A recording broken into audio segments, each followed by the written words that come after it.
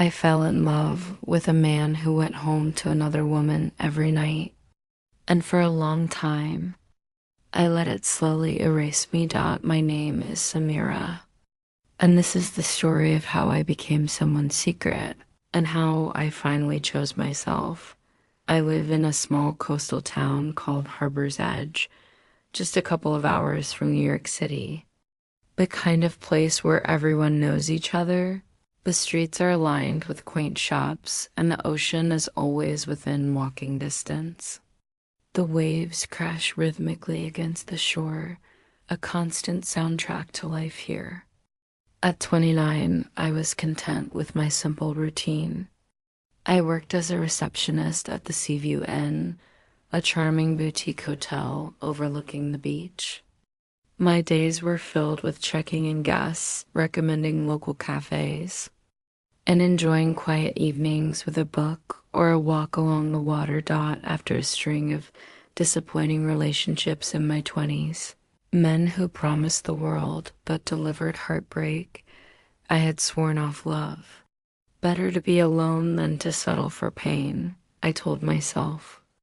I focused on my job, my small circle of friends, and the peace I'd found in solitude. Life felt safe, predictable, and that was enough.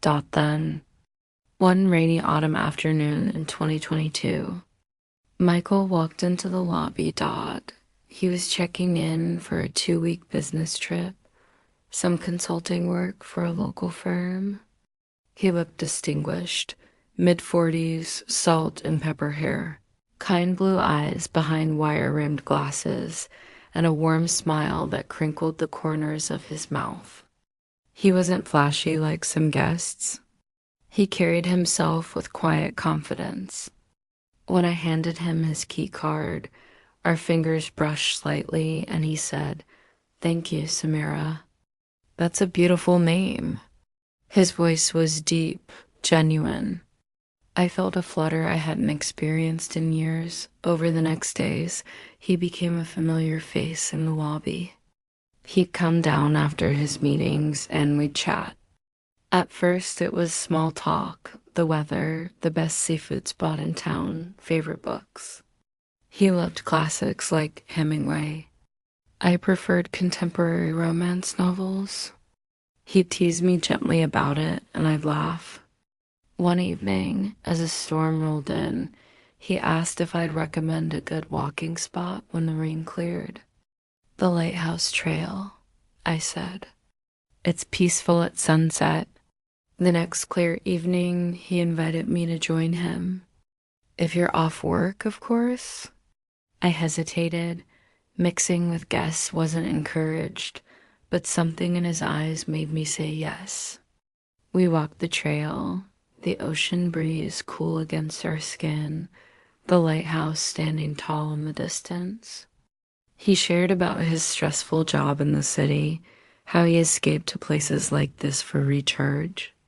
I opened up about my past heartbreaks, how I'd built walls around myself. He listened intently without interrupting and said, "You deserve someone who sees how special you are, Samira. Walls or no walls." That night, under a sky full of stars, he kissed me softly by the water. It felt like magic, like the peace I'd been missing. When his stay ended, we exchanged numbers. "I'll be back," he promised. And he was. Texts turned into daily calls. Late night conversations about dreams, fears, everything. A month later, he returned, renting a cozy cottage near the harbor instead of the hotel. We spent weekends together, cooking pasta from scratch, dancing to old jazz records in the kitchen, walking the beach hand in hand in private spots. He made me feel alive again, cherished. He remembered I loved chamomile tea with honey, brought my favorite chocolates, planned picnics with views of the waves. It felt like fate. Like we'd found something rare. Then, one crisp winter evening in the cottage, as we sat by the fireplace with mugs of hot cocoa, His expression changed. He set his mug down, took my hands, and said, "Samira, there's something I need to tell you. I should have said it sooner." My heart pounded. "What is it?" "I'm married. I have a wife and 2 kids back in the city, a 10-year-old boy and an 8-year-old girl." The room spun. The fire crackled, but everything felt cold. "Married?" I whispered. He nodded, eyes filled with regret. "Our marriage has been over for years. No intimacy, no connection.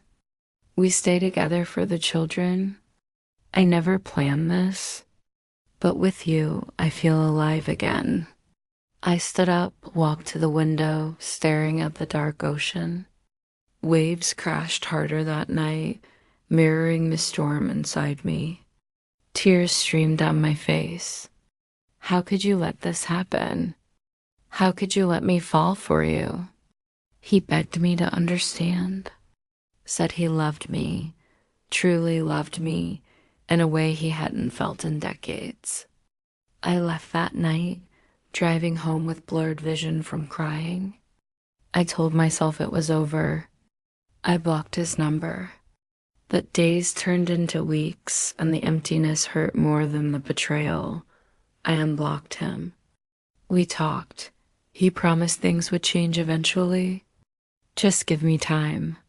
And foolishly, but desperately, I did. For the next 2 years, I became his secret. He visited every few weeks. Business trips, he called them. We'd meet at the cottage, never in public.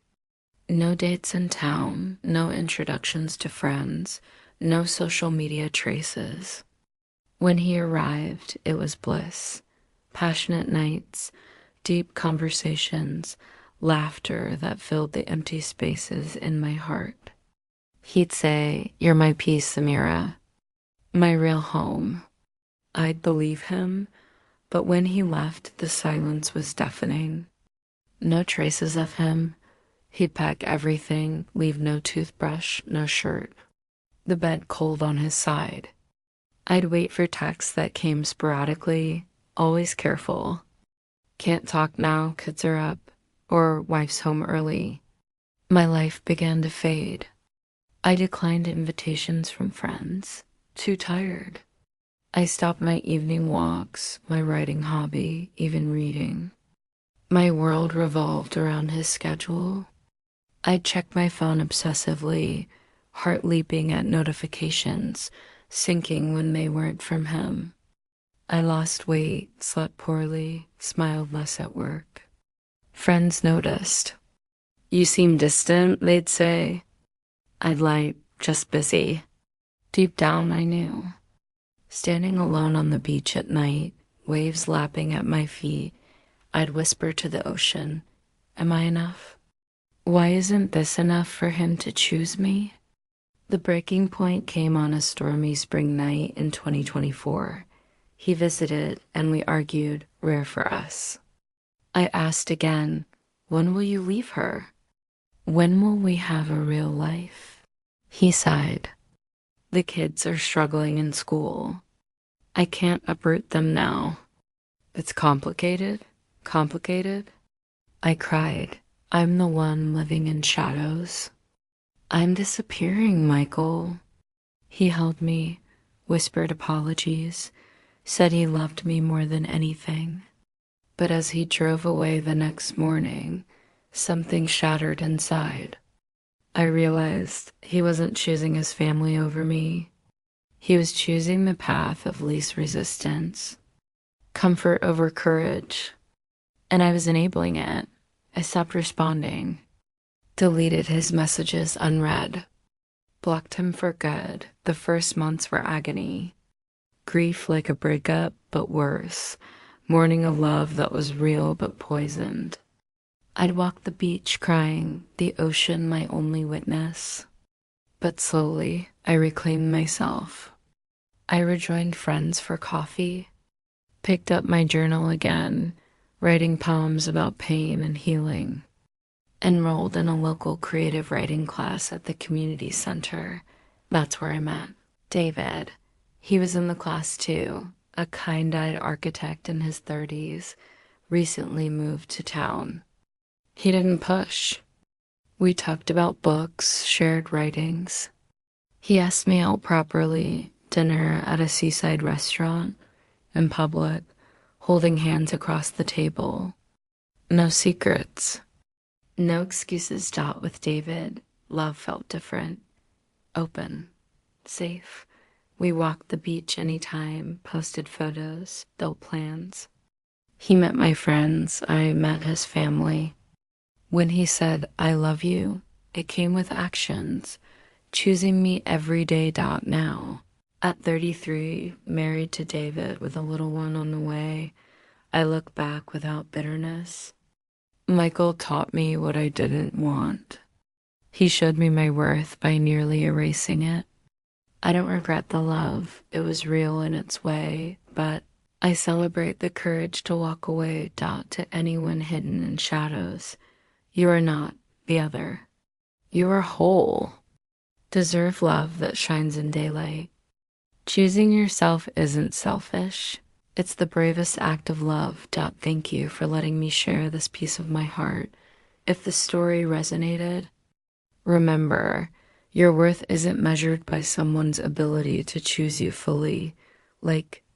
Comment your thoughts, share if it helps someone, and subscribe to Voice of Samira for more stories of healing and hope.